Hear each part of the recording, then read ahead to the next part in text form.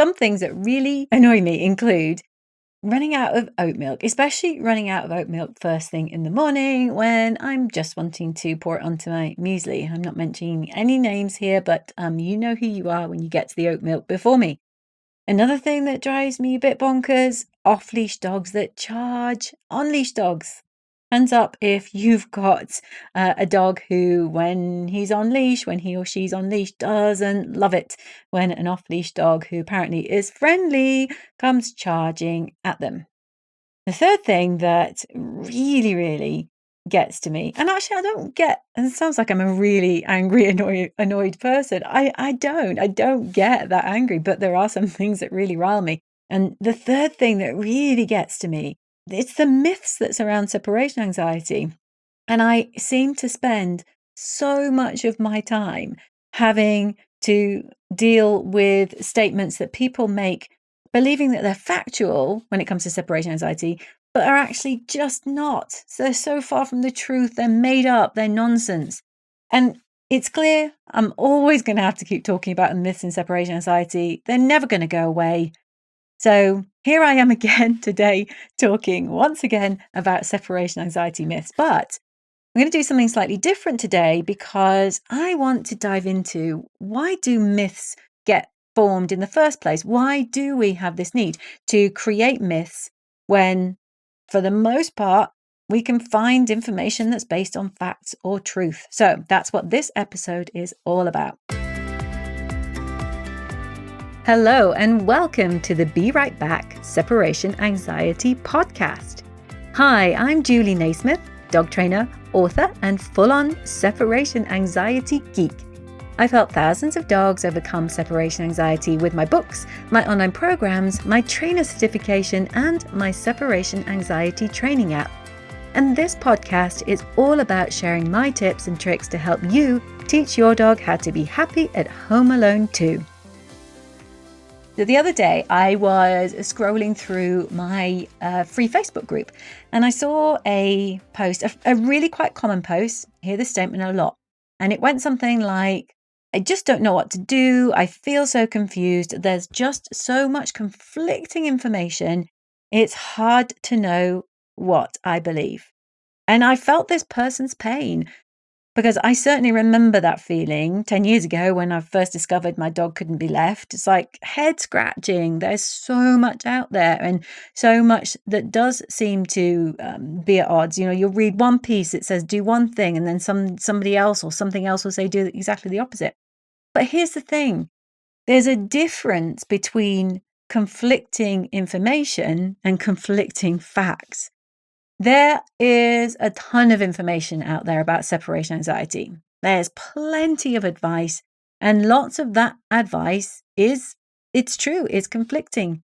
But the reason that advice is conflicting is that people are giving that advice based on their opinion, based on something that they believe to be true, but which actually, if they took the time to dive into the research, to look at the evidence, it will become clear is not a fact, it's actually a myth. So how do we end up there?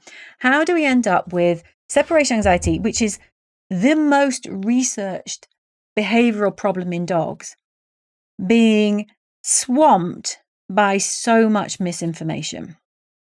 Why do these myths ever take on the credence that they take on? Well, today I'm going to go through not just how separation anxiety myths develop, but how myths develop in general, why we need them and why we so often rely on myths to help us find our way through information. The first big reason that you'll see myths developing is that when a piece of information is taken and then gets repeated over and over again without challenge. So you hear it so often that it must be true because your brain subconsciously, you don't know you're doing this, but your brain subconsciously is going, well, I hear this over and over and over, so it must be true. Everybody's saying it must be true. A great example in dog training is the alpha myth, the leadership myth. If you don't know what this is, well, I'll tell you about it, but just like I'll tell you and then erase it from your memory. It's all about the fact that we need to, as humans, dominate, air quotes, you can't see them, but dominate dogs in order for dogs to understand what we want them to do. So dogs are clueless and they're lost and they are determined, by the way, according to the alpha myth and the leadership myth, to take over, to dominate us. And so this is how the leadership myth goes. That's why they develop behavioral problems. So what we need to do isn't train them, isn't undergo behavior modification. We just need to show them who's boss. Well, so many trainers and people in the dog world and people outside of the dog world have talked about this for so long that there's an assumption that this is the thing, that dogs are trying to dominate, that we have submissive dogs and we have dogs who want to dominate us, that we have dogs who need to be top dog and who need to be top dog in a pack, which includes us. But it's just not like that. There isn't evidence to suggest that when your dog wants to sleep on your bed, it's because it wants to dominate you. There's nothing that says when your dog wants to go out of the door first, it's because it's trying to be your boss. Your dog wants to go out of the door first because doors are really exciting and you're being really slow. And there's plenty that's been written debunking the alpha and leadership myth. So I am not going to go into it here. If you want to research it, dive in and type debunk leadership myth in dog training or debunk the alpha myth. You'll find plenty of resources. The point I'm making, though, is you might be listening to this thinking, well, I always thought that was a thing. And you wouldn't be alone because everybody says it. So if everybody says it, this myth starts to feel like a fact. Now, linked to that, another reason why a piece of information that isn't true, that is groundless, takes off as fact, so myth turns into reality, is when that information or that statement gets repeated by people with credibility. Only today, I was reading something that was across all the newspaper about somebody tweeting. Social media's got quite a lot to play in propagating myths because it allows people to repeat information that might not be true, and it allows people with credibility, air quotes, credibility, to make statements widely. So social media does have a lot to play in this. Anyway, I digress, but I was reading something today. Somebody had tweeted something about the coronavirus vaccine and how it had affected somebody in her family. And then she'd had a number of scientists speak out and say, but that's not true. But the thing is, that information is now out there. It's getting repeated over and over without challenge because that information is getting shared. And it's getting repeated by people who have a large social media following, which in this day and age is akin to credibility. The larger your following, the more credible you are seen to be. In separation anxiety training, one of the things that I see get repeated by people with credibility, which is actually a myth, is that we should use food in training. And often it would be, I often hear vets say this, I hear lots of dog trainers say this, that what we need to do is leave a con for a dog or give the dog a treat when we go out, because that's how we're going to get our dog to be okay with being alone. If you've ever tried this, you'll know it doesn't work. And there's a variety of reasons why it doesn't work, but you may well have experienced this yourself. In fact, a lot of people come to me having tried this method and realize that at best what happens is you get a dog who's okay for as long as the food lasts. And then once the food is gone, the dog melts down. The dog isn't actually learning to be okay on its own. It's being distracted by the food. But very credible sources will tell you that this is the solution. Not this is an aid, not this is something that might help, but this is the solution to separation anxiety. And so we believe it. It's not a myth to us, it's a truth. Why wouldn't it be a truth if credible people say it over and over? A third big reason why a myth takes on the life of a fact is if it's the first thing that people hear. So our brains just have a way of attributing weight to information, to data, to learning that we come across for the first time. We just do that. You can probably think of things all through your life where the first time you hear something, it kind of sticks. And then we have to unlearn that. Now, in separation anxiety, the classic example of this is that when your dog first started struggling, I bet one of the first pieces of information or first pieces of advice you were ever given is you need to let your dog cry it out. For the vast majority of us, it's probably one of the first bits of training, quote, advice that we're given about getting our dogs over separation anxiety. So it kind of starts to feel sort of like it must be true. And as well as being one of the first things we hear, it gets repeated over and over. So parameter number 1 gets met. It gets repeated by people with credibility. So that's number 2. And it's the first thing we hear as well. So we hear it. It gets repeated over and over by friends and family, by trainers that we meet, and it gets repeated by people with credibility. Trainers possibly, vets possibly. So of course it seems like it must be true. We don't challenge it because it just seems like it must be a fact. The fourth reason why myths can take on a life of their own is because in itself, it just seems to be sensible. There's something about it that seems reasonably plausible. So a statement is made and you hear it and you think, I kind of see that. Again, in the separation anxiety context, the classic one here is, well, you need to crate your dog when you go out. Your dog is upset, so you need to put your dog in a crate because dogs like to den. Oh, yeah, well, I can see that. Yeah, because dogs, it does seem like they need to snuggle, doesn't it? And they do seem to like kind of really cozy spots. Yeah, so if I put my dog in a crate, close the door, I'm creating a safe space. If you've tried this with a dog who's in a panic when you leave, you'll know that the results are horrendous. I've seen all sorts of awful outcomes from dogs who've been imprisoned. Let's tell it how it is, imprisoned in their panic. Such distressing scenes as well. Things like dogs who defecate everywhere because they're panicking, dogs who try to escape, dogs who hurt themselves. And by the way, don't listen to anybody who says that so-called indestructible anxiety crate is the solution. All that does is it imprisons a dog even further in its panic.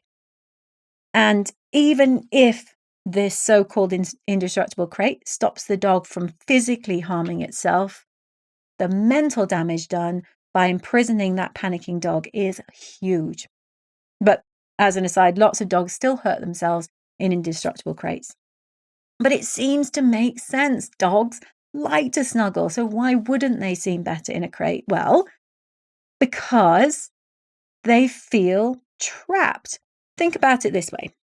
If you love your home, it's your haven, right? So if you love your home, it's a nice feeling when you come home from work. If there was a massive thunderstorm on outside, you'd probably feel better snuggling up on the sofa at home than being out in a thunderstorm. However, if the house was on fire, if your apartment set fire and somebody locked the door on you, how are you going to feel about your safe haven then? Would you feel cozy? Would you feel like you want to be there? Or would you go into a blind panic, desperate to escape? So massive difference. Thunderstorm outside. You choose to be at home. You choose to be at home. You choose to snuggle because it feels like that's where you want to be and it feels safe and you feel protected. A fire starts up in your home. The last thing you want to do is to be trapped in your home with the door locked, not being able to escape. So yes, create a cozy space for your dog when you go out. That's absolutely fine. But the way to make sure that your dog doesn't panic in its crate when you go out, aside from doing separation anxiety training, is to keep the door open. Just let your dog decide if they feel better being in a crate when you go out. Then leave the door open so that they can decide when they want to go in and they can decide when they want to go out. Don't imprison them in their crate. Now, I'm really pro crate for lots and lots of situations. I teach all of my separation anxiety heroes, or I talk to my separation anxiety heroes about a crate training plan, which gradually gets a dog to love its crate. So let's get dogs loving their crate, loving snuggling down in their crate, but let's not make them prisoners in a crate when they're panicking. Fundamentally different. So, massive, huge myth. Crating does not get a dog over separation anxiety. For the most part, it makes things worse. All right, let's dig deeper into this myth thing. Another reason why myths take hold is that they can be very broad generalizations that kind of have a nugget of truth. So they're not completely false statements. In the separation anxiety context, the one that I would highlight here is getting a second dog. You heard that one? You thought about that one? We've all heard that one, right? You might have even tried it. The vast majority of people who do try this, who do get a second dog to help their first dog's separation anxiety, will tell you it made no difference whatsoever. They got a second dog, which is great. They love having two dogs. But for the most part, it did not solve their first dog's separation anxiety. And it's an incredibly risky undertaking too. What if your second dog develops separation anxiety? Well, the way things are at the moment, so many dogs seem to be developing separation anxiety. That could absolutely be something that could happen to you. Even if your second dog doesn't develop separation anxiety, what if they like to bark at noises outside? That's not going to be great for your dog with separation anxiety. What if the two don't get on? What if your dog who doesn't have separation anxiety, your second dog, develops some other behavioral problem that you now have to work on that? You have to spend time, you have to spend money on that. And the reason why I say this is one of those myths where a little nugget of truth gets exploded to become a universal truth is that there are some situations where a dog does help another dog get over separation anxiety, and it's very dog dependent. For the vast majority of dogs, it makes no difference, but occasionally someone will get a second dog with the intention of helping out their anxious dog, their first dog, and it works. So we hear that, we amplify it, we repeat it over and over, and then before we know it, it's become another truth. Get a second dog. Get a second dog. And this get a second dog myth kind of also fits with the it makes sense criteria. There is something about it which seems to be, yeah, that's logical. Of course, the dog's lonely, so we'll get a second dog. But the reality is that most of these dogs with separation anxiety need a human to stop them from having anxiety when left. For most of them, a dog doesn't cut it. What about if you want to get a second dog? But if you really want to try it? Well, I'm not going to say don't get a second dog. I've got 3 dogs. How can I say that? But what I will say is think it through. Work out if you can truly afford it. It's an expensive undertaking. Work out if it would be okay if your other dog developed behavioral problems that you had to deal with. And, are you going to be okay with all of that if getting a second dog, that second dog makes no difference to your current dog's anxiety? Also, the best way to go about it if you are fixed on doing this is just foster. What if you discover that your dog does well with other dogs when left? That would be great, but you want to make sure that it's not just that dog that helps your dog. You want to make sure that the dog you're adopting or the dog you're taking into your home is the one that's helping your dog. So foster to adopt, if this is what you want to do, that's going to give you your absolute best data on whether your dog is going to be one of the few that gets over separation anxiety because they've got a new doggy pal in the home. Okay, one other reason why myths take hold is they help explain to us something that's seemingly unexplainable, because human brains are just not designed for ambiguity. We cannot cope with a void of information. We have to have answers. We also have a bias which says there must be an answer. There must be a reason why. And we need to find that why. So when we can't find an answer in data and in facts, what fills the void? Myths. And those myths, especially when they seem to really explain something complex that the facts aren't helping us with, well, all of a sudden that myth is definitely a truth. So for example, in separation anxiety, you causing your dog separation anxiety is a myth that explains something why did your dog get separation anxiety, that we don't actually have a concrete answer for in data. We don't have studies which say, this is why your dog got separation anxiety. Unfortunately, we don't really know. And our human brains don't like that answer. They don't like it when somebody tells us, oh, we don't really know why. I can't tell you exactly why your dog got separation anxiety. I can tell you what the contributing factors are, and there are many of them. But I can't tell you for certain why your dog got separation anxiety.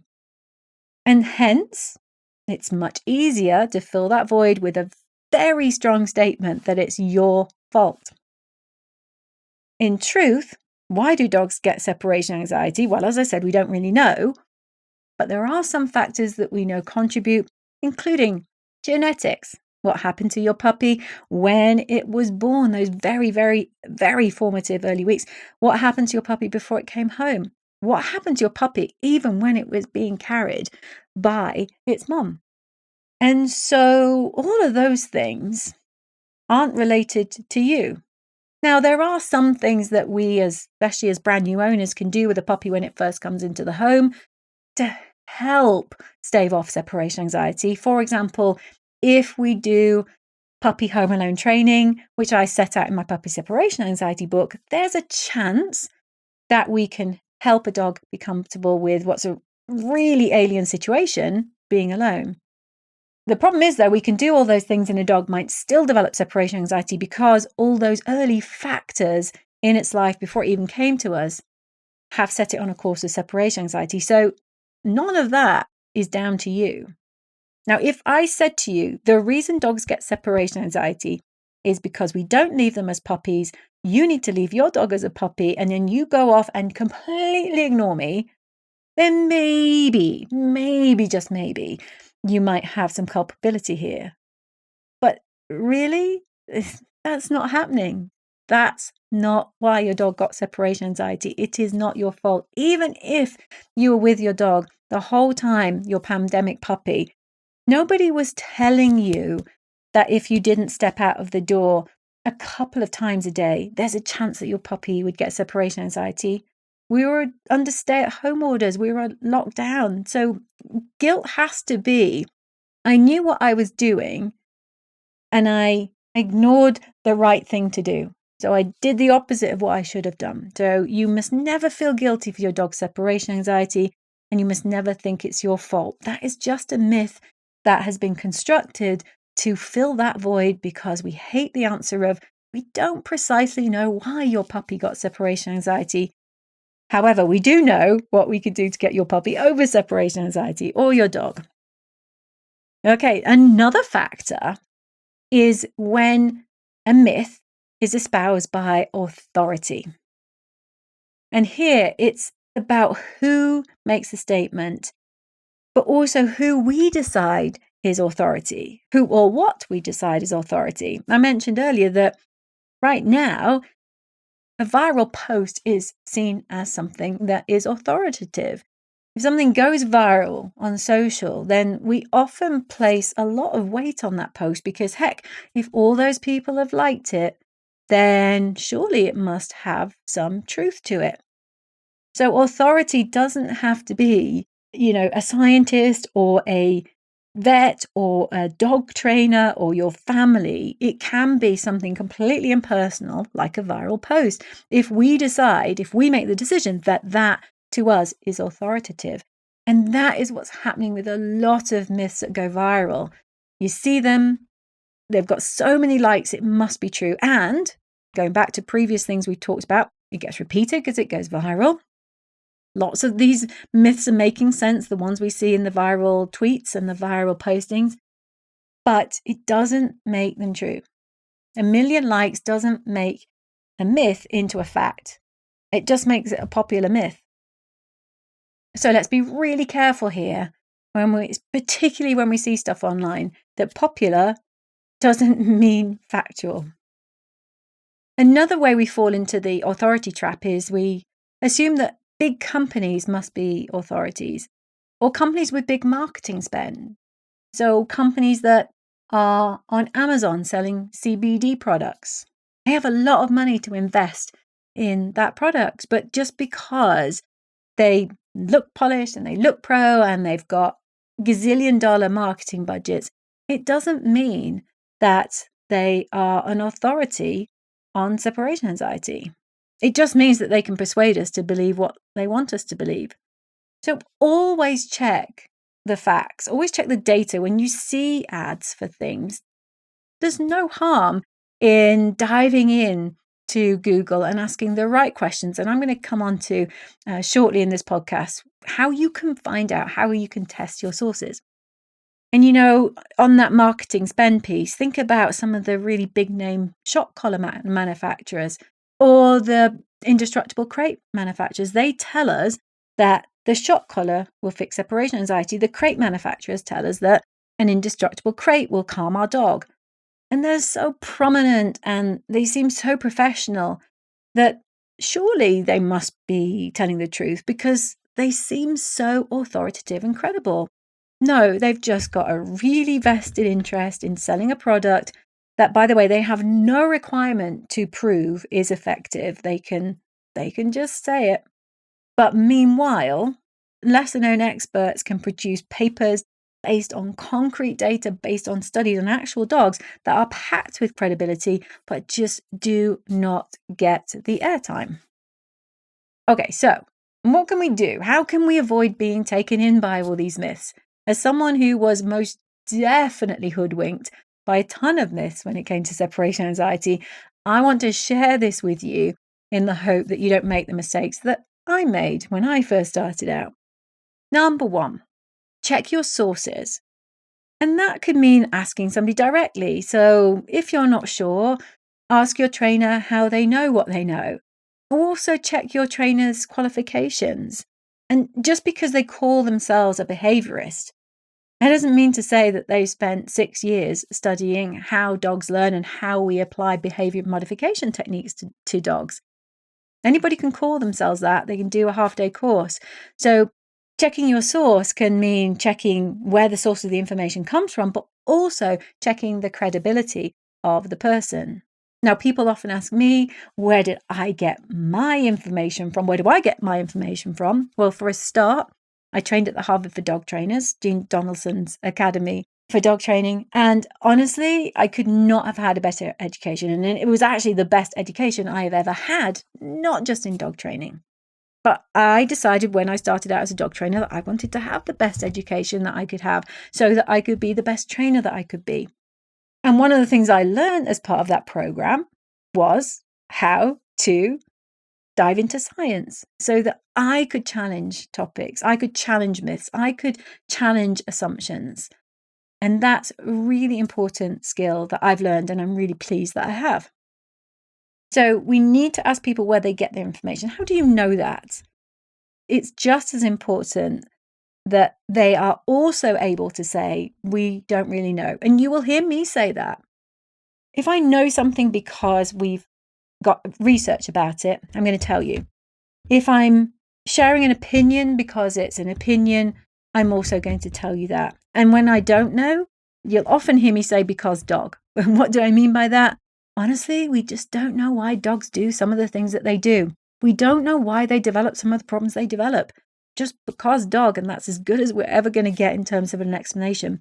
So saying I don't know is a really good indication. Oh, it sounds like I'm blowing my own trumpet here. I'm not. I learned to do this. I learned that sometimes saying I don't know is often, not just sometimes, often it's the best thing to say. Let's not make stuff up. Let's say we don't know. Say we don't know because there isn't the data to support that. There isn't research. It's not that there's contradicting data. It's just that the data isn't always there. So ask people, how do you know that? Where did you get that from? Okay, the second thing you can do to avoid being taken in by separation anxiety myths is don't mistake opinion for fact. So going back to that post that I was telling you about in my Facebook group, there's so much conflicting information. No, there's so much confliction in terms of opinions. It's not information, it's conflicting opinions. Opinions and information and facts are different things. And conflicting opinions, there's nothing wrong with conflicting opinions existing, That's how knowledge is developed and knowledge grows, because we have conflicting opinions and we want to test them out. But don't mistake people shouting loudly their opinion on something with people who are basing that opinion in fact. And that's where the conflict comes with separation anxiety, because it's people with an opinion that isn't based on anything giving you advice. The reality is that the vast majority of separation anxiety trainers, people who truly focus on separation anxiety, actually give pretty consistent advice. There might be differences around the edges, but there isn't that much difference.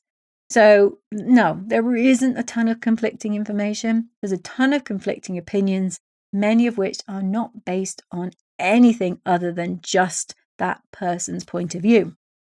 The third thing you can do is stay skeptical. Now, skepticism is often seen as a negative trait.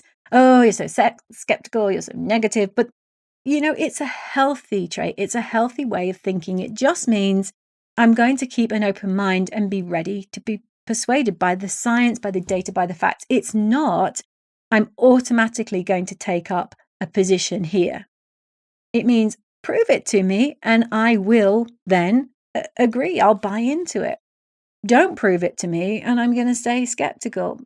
Prove it to me and you're probably going to convince me to change my mind. That's what a good skeptic does. A good skeptic isn't looking for data that supports their disbelief. They're actually truly open to data which changes their mind. And that's very different from somebody who has a fixed view of the world. And no matter what you say to them, no matter what facts you throw at them, they ain't budging. So keep an open mind. Be ready to be persuaded by science and by facts. And be okay with changing your mind and putting your hand up and saying, I used to think this, but now I know this. Actually, that's a really good place to be. And that's a great place to be for your dog, because stuff doesn't stay the same. Advice does change as we discover more. And so it should be. Let's not get stuck. Let's keep learning and keep applying new knowledge as it becomes available to us. So I don't think this is the last podcast I'm ever going to make about myths. It's not the last time I'm ever going to talk about alternative facts in separation anxiety. But I hope this podcast has at least given you some sort of a framework to be a bit more challenging when it comes to some of the statements that people make about separation anxiety that actually are in no way factual, which aren't helpful and aren't good for either you or your dog. So good luck with that training, and I'll see you online soon. Thank you so much for listening to this episode of the Be Right Back Separation Anxiety podcast. If you want to find out more about how I can help you further, head over to julienaismith.com. Meanwhile, if you enjoyed listening today, I would love it if you would head over to wherever you listen to your podcast and consider rating my show. Thanks so much. Good luck with that training, and bye for now.